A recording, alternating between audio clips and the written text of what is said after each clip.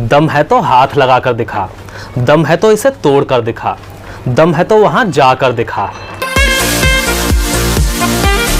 इस तरह के सेंटेंसेस अक्सर डेली लाइफ में बोलने होते हैं। इनको इंग्लिश में बोलने के लिए जिस स्ट्रक्चर का यूज किया जाता है वो है if you have power. If you have power का यूज उस सेंस में किया जाता है जब हमें बोलना हो दम है तो, या फिर अगर दम है तो। दोनों का एक ही मतलब है, केवल बोलने का फर्क है। सो गाइज, इसके रूल के लिए सबसे पहले बोला जाता है शो बाय, और उसके बाद वर्ब प्लस आईएनजी, और उसके बाद बोला जाता है इफ यू हैव पावर। अगर लिख रहे हैं तो ध्यान रखना है कि इफ यू हैव पावर से पहले कॉमा आएगा। दम है तो छू कर दिखा, या फिर छू कर दिखा दम है तो। Show bye touching if you have power.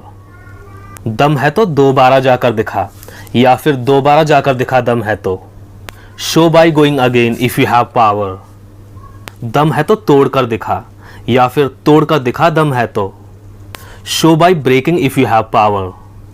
दम है तो डॉक्टर बनकर दिखाओ, या फिर डॉक्टर बनकर दिखाओ दम है तो। Show by becoming a doctor if you have power. दम है तो लिख कर दिखा, या फिर लिख कर दिखा दम है तो। Show by writing if you have power. दम है तो आजा, या फिर आजा दम है तो। Come if you have power. ये तो इसका रोज का काम है, ये तो उसका रोज रोज का काम था, मुझे पता है ये तुम्हारा रोज रोज का काम है। इस तरह के सेंटेंसेस को अक्सर तब बोला जाता है जब कोई डेली कुछ ना कुछ ड्रामा करता है। और इस तरह के सेंटेंसेस को इंग्लिश में बोलने के लिए एवरीडे स्टोरी का यूज़ किया जाता है। एवरीडे स्टोरी का यूज़ उस सेंस में किया जाता है जब हमें बोलना हो रोज़ का, या फिर रोज़ रोज़ का, रोज़ का काम, या फिर रोज़ रोज़ का काम। चलिए इसको यूज़ करने का कंप्लीट रूल देखते हैं। इसके रूल के लिए सबसे पहले बोला जाता है इट्स, और उसके बाद बोला जाता है पजेसिव एडजेक्टिव। पजेसिव एडजेक्टिव जैसे कि his, her, my, your, their, our, etcetera. किसी का नाम भी हो सकता है। कुल मिलाकर यहाँ पर उनका जिक्र किया जाएगा जिसका रोज रोज का काम है। और उसके बाद लास्ट में बोला जाता है एवरीडे स्टोरी। इन पर ध्यान मत दो, ये तो इनका रोज का काम है। Don't pay attention to them, it's their everyday story.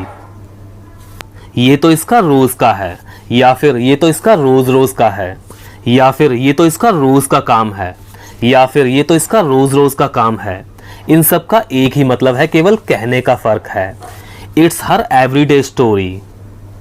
मुझे पता है ये तुम्हारा रोज का काम है। I know it's your everyday story. ये उसका रोज का काम था। It was her everyday story. इस सेंटेंस में हमने पास्ट की बात की है, इसलिए हमने इट्स की जगह इट वॉज का यूज किया है। इट्स का मतलब इट इज था। स्कूल के दिनों में ये मेरा रोज का काम था। It was my everyday story in school days. तुम्हें नहीं लगता तुम कुछ ज्यादा ही बोल रहे हो? तुम्हें नहीं लगता ये महंगा है? तुम्हें नहीं लगता हम लेट हैं? इस तरह के सेंटेंसेस जिनमें हमें बोलना हो तुम्हें नहीं लगता, इनको इंग्लिश में बोलने के लिए जिस स्ट्रक्चर का यूज़ किया जाता है वो है don't you think. Don't you think का मतलब होता है तुम्हें नहीं लगता। इसके रूल के लिए सबसे पहले बोला जाता है डोंट यू थिंक, और उसके बाद कंप्लीट सेंटेंस, जो कि किसी भी टेंस में हो सकता है। अगर लिख रहे हैं तो लास्ट में क्वेश्चन मार्क अप्लाई किया जाएगा। तुम्हें नहीं लगता ये गलत है? Don't you think it's wrong. तुम्हें नहीं लगता तुम कुछ ज्यादा ही बोल रहे हो? Don't you think you are speaking too much. Too much का मतलब होता है कुछ ज्यादा ही। तुम्हें नहीं लगता ये महंगा है? Don't you think it's expensive. तुम्हें नहीं लगता वो झूठ बोल रहा है? Don't you think he is telling a lie. तुम्हें नहीं लगता हमें कहीं और चलना चाहिए? Don't you think we should go somewhere else. इसके अलावा अगर हमें पास्ट में बोलना हो, जैसे कि तुम्हें नहीं लगा वो कुछ ज़्यादा ही बोल रहा था, तुम्हें नहीं लगा वो कुछ कहना चाहता था, इस कंडीशन में हम डिडंट यू थिंक का यूज़ करेंगे। डिडंट यू थिंक का मतलब होता है तुम्हें नहीं लगा। इसके रूल के लिए सबसे पहले बोला जाता है डिडंट यू थिंक, और उसके बाद बोला जाता है सेंटेंस, जो कि किसी भी टेंस में हो सकता है। अगर लिख रहे हैं तो क्वेश्चन मार्क लगाया जाएगा। तुम्हें नहीं लगा वो कुछ ज़्यादा ही बोल रहा था? Didn't you think he was speaking too much? तुम्हें नहीं लगा वो कुछ कहना चाहता था? Didn't you think he wanted to say something? तो गाइज आज की इस वीडियो में बस इतना ही। आई होप कि आपको वीडियो पसंद आया होगा और आपको इन सभी स्ट्रक्चर्स का यूज भी अच्छे से समझ में आया होगा। अगर आपको कोई डाउट हो तो आप कमेंट करके पूछ सकते हैं। तो मिलते हैं अगली वीडियो में एक नए लेसन के साथ। Till then take care.